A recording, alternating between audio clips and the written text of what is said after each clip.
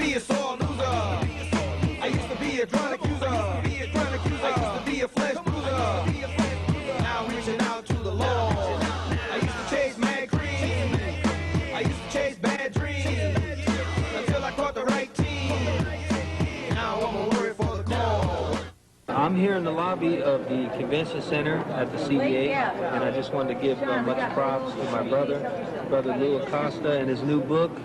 Get this book, it's a blessing. It'll really lift your spirits up, and it shows how the Lord can work in somebody's life. I got the life part, thank God. Brother Lew, this Cal G, look here. I heard this on the radio. This man shows of the supernatural power of God, getting set free by the power of the Holy Spirit. If you need to get deliverance, if you're in the mafia, you in the street life, you in the thugs, you in the gangs, this is Cal G. I'm saying you need to pick this book up, read this book, it'll change your life. You'll never be the same again. The same God that set Brother Lew free will set you free. Hi, my name is Nancy Stafford, and I've been an actor for 20 years. I was on Matlock and Sidekicks and ER and Stayed Elsewhere. God bless you, Brother Lew. Hope it touches the world. My guest today is Lou Acosta.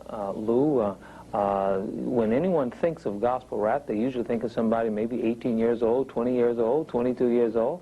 But he has since passed that age, and he is involved, as he says, he's been called into, I believe, gospel rap as a ministry, and we'll talk to him about that and other things. So it's a pleasure to welcome here to CTN Live Lou Acosta. God bless you. God bless you. And thank you for coming. God uses us together to reach everybody.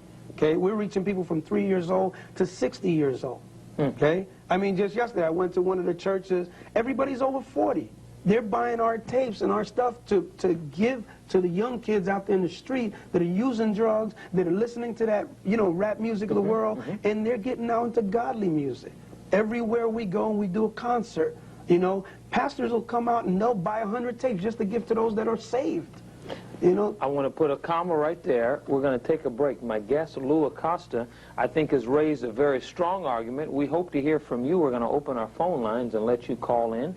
And let's talk about this. Let's talk about the impact, not only of gospel music on young people, but how are we going to reach the young people? What are we going to do? If you don't like it, if you don't think it's of God, then all right.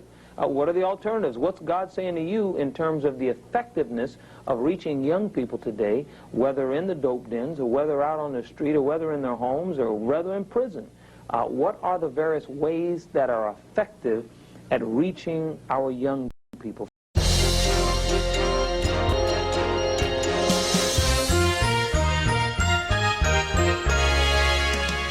Hi, my name is Lou Acosta, founder and coordinator of the Diversity Chamber.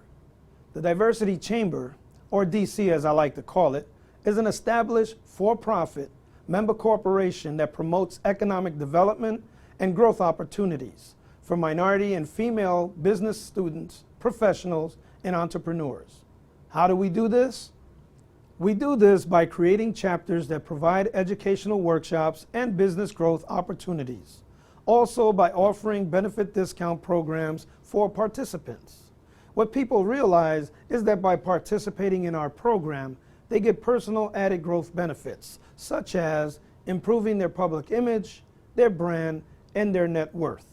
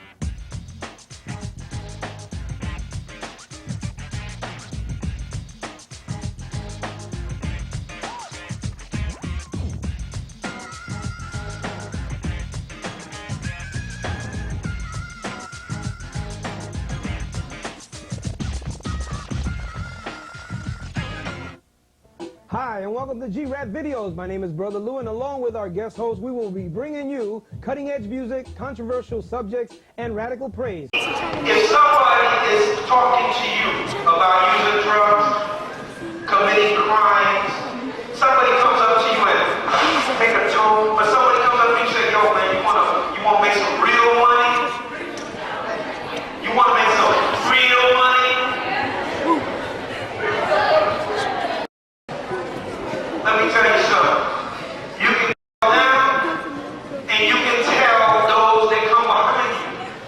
You thinking about talking G's, brother, please? You need to get down on your knees before you cease to exist. Get out the mix. The N-word 666. Stop trying to be a diehard or live large, because you can't even think right or take charge. You better get on the right side, the word side. I'm not talking about the east, west, north, or south side, or gang banging, or you can say claiming. You gotta stop the violence, and no one is blaming you. Get out the game selling crack or cocaine. They're gonna take over your number. Give you another game. Don't be stressed and depressed. Get out the mess. Take a rest. So that your life can be blessed. Stop hanging out with all the drugs and all the thugs. So you can get more love and no slugs. When you down with your homies, you pick up the gat. You really think that is fat, man? What's up with that? You don't want to be a rebel. You want to represent being hard and doing all your crimes and then enjoying someone's kid, making suicide. Many word mothers are coming home to say, please pray so my son doesn't die today. Too many mothers are crying, too many homies are dying. One thing that never changes, the devil keeps on lying, telling young kids to pack steel for the kids. 187 of them $1,000 bills. And the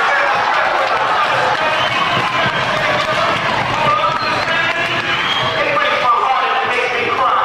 But I just pray because I don't want to say goodbye.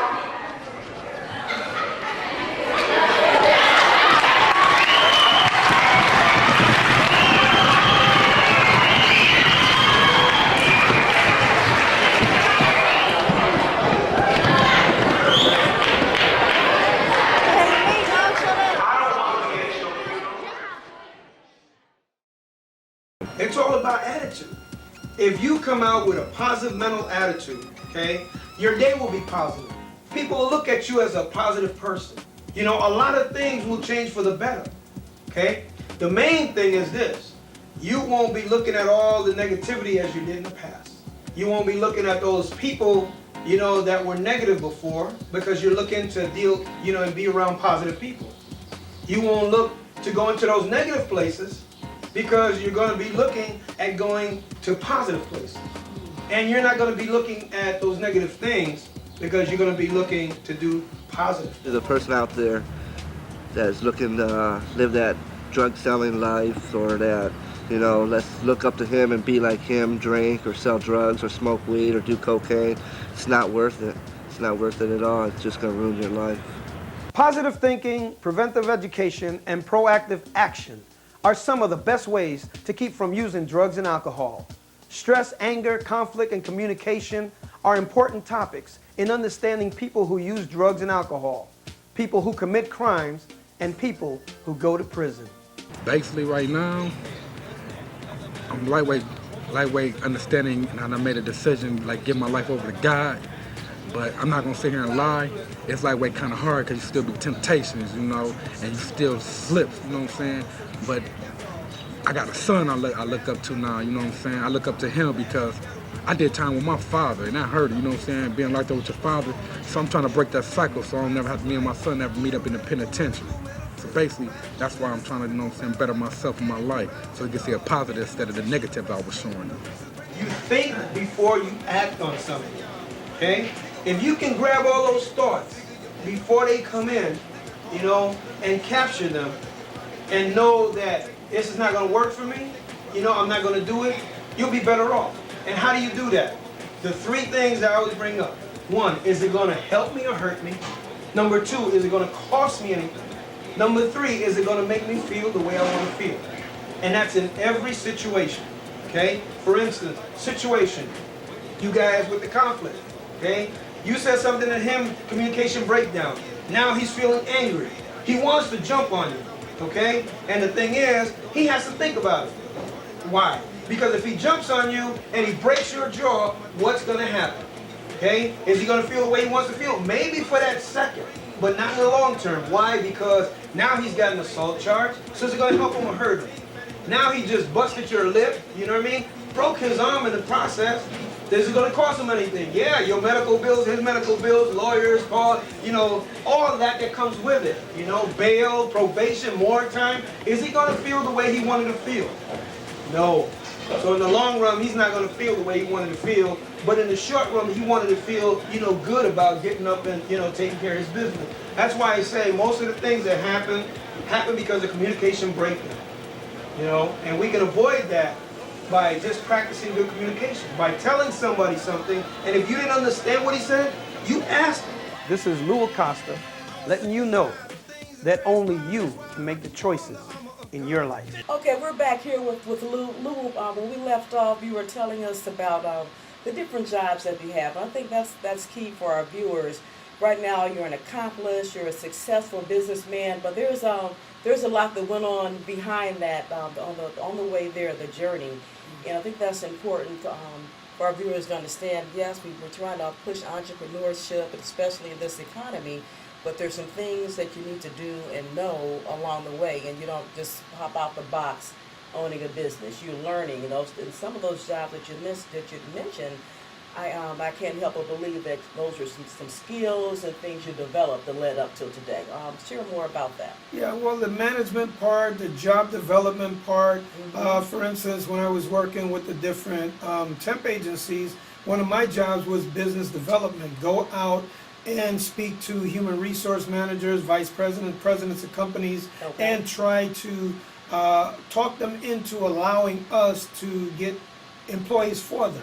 So in doing that, that was job development. At the same time, we had to learn how to speak to those people, you know, that were in those top positions at those companies, big corporations.